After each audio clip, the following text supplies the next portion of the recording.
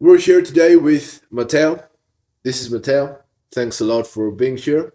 Oh, well, thank you for giving me the opportunity. You're an interesting personality, to put it. Uh, could you talk a little bit about what you are interested in, what you do, what you occupy yourself with at this time?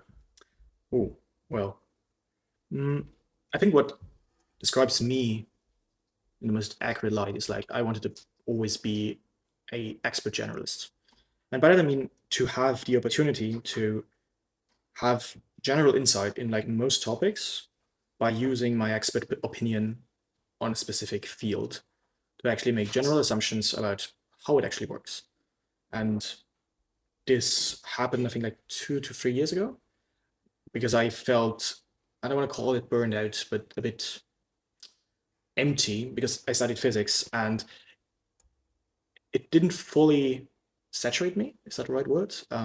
Give me full meaning in what I Mm. did, because I saw so many people around me and they weren't really happy. Like they were studying really hard, and it was like physics as a whole is an amazing field and really interesting.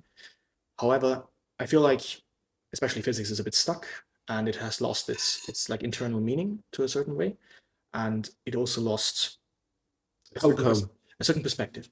I mean, well, after a field is extremely successful, usually a certain period of dread sets in because there's not much change. A lot of people focus more on education, and there is not much more perspective of where actually to develop the field into. You are also a fan of philosophy, Mhm. if I'm not mistaken. Um, how about the intersection of science and philosophy? Because also, if we think about it, science originated from philosophy. Mhm. It's a bit of a naive statement to make in that sense, How is but it naive?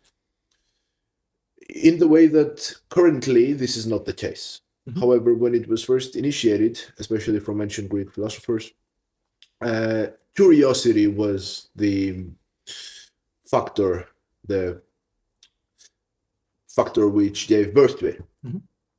What do you think about this intersection? Mhm. Do you think science and philosophy cover different different needs of people? Um, yeah, it depends on how you define philosophy. Like, do you define it as a scientific field? Mm. Yeah, it has parallelities to physics because philosophy as a field has a certain ought it wants to achieve. However, if you define philosophy more broadly as like an exploration of your own consciousness, I disagree.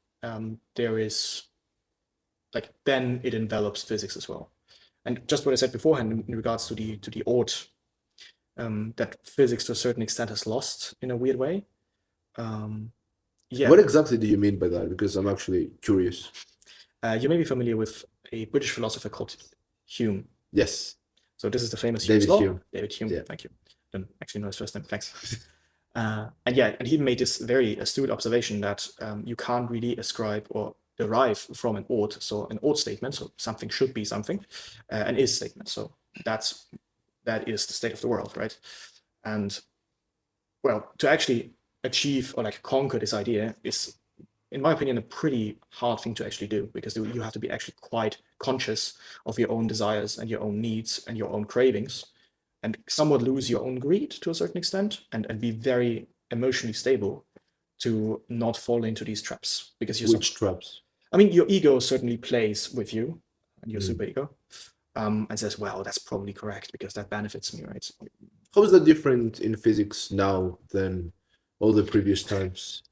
um yeah, well, everybody wants to be the next Einstein, right? Like carve Okay. your name into the annals of history, right? Becoming invincible, becoming a god, basically. Because the superheroes of the like 20th century, they were all scientists, right? Like Mm.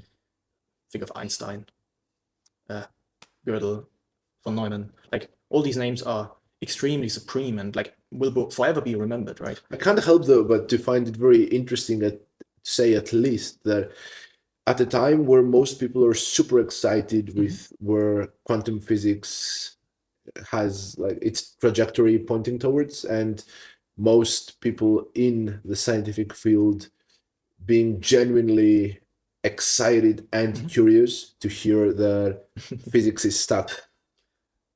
Well, again, let's go back to what it is. Or like, for example, you mentioned Greek philosophers, right? Like Aristotle, who made this very important observation of like something being an observer and something being an actor. And that's one of the like cravings that many scientists have, which is like funding, and they have to advertise their own progress, right? Yep. And so what they publicly state as their own motivation is totally different from what they, for example, would claim internally or in actual discussions. I was reading an essay regarding the question of why did Jeffrey Epstein have so many scientists around him, top level scientists all the time, and it was essentially, I think Andrew Huberman also spoke of this, but it was essentially that the scientists wanted funding.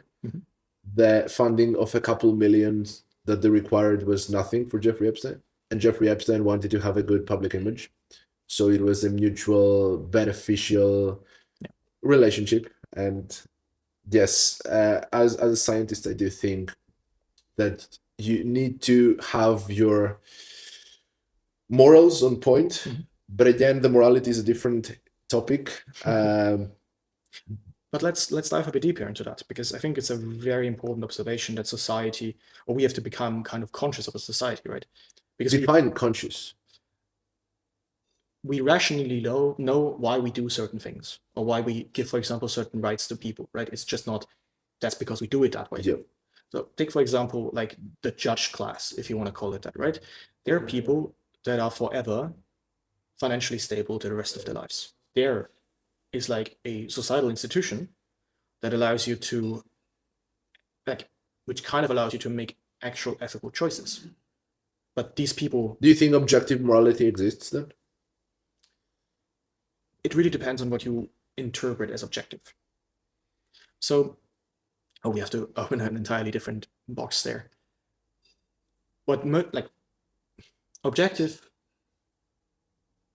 that there is like a universal ethics and morality, yes, there is. You can like... Where do you attribute that? There are... So if I want to define it mathematically, there are optimal, like, prisoner dilemma solutions to certain situations, right? That's ethics in the most general sense. It's like, how can I make the most general, how can I act in a way that the most optimal solution arises in these game theoretic context? Correct, but you do need a moral compass to guide you within that context. Sure thing. I mean, if you're starving, the law of the jungle applies, right? You're just going to kill to save your ego, right? The ego steps in and actually tries to protect you from certain death. And so that's again with the material way, in regards to objective reality, we humans don't really make ethical, like universally ethical choices if our own livelihood is at stake. A judge cannot make an ethical choice if his life is threatened, for example. A judge cannot make an ethical choice if his children are involved, because that's kind of part of his existence, part of his life that he has to decide over, which is like kind of killing in a weird way, part of himself.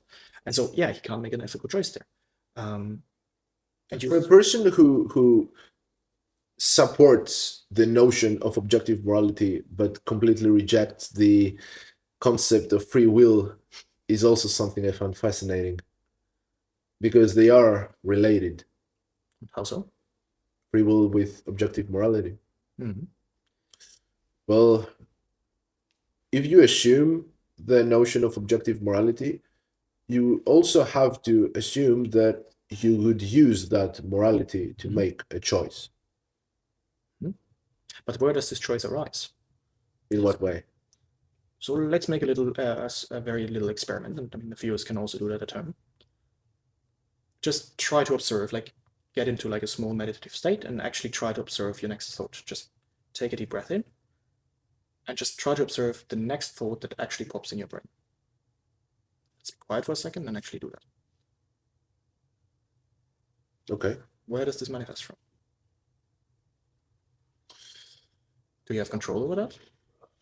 I do not have control, knowing from recent neuroscience. We also know that whenever a thought appears on our mind, the electrical impulse has been received by the neurons before. So if I decide to pick up that glass, essentially the electrical transmission has happened before I even make the conscious decision of picking up the glass. However, why would this necessarily reject the notion of free will? If you reject the notion of free will, first you have to explore what that would cause.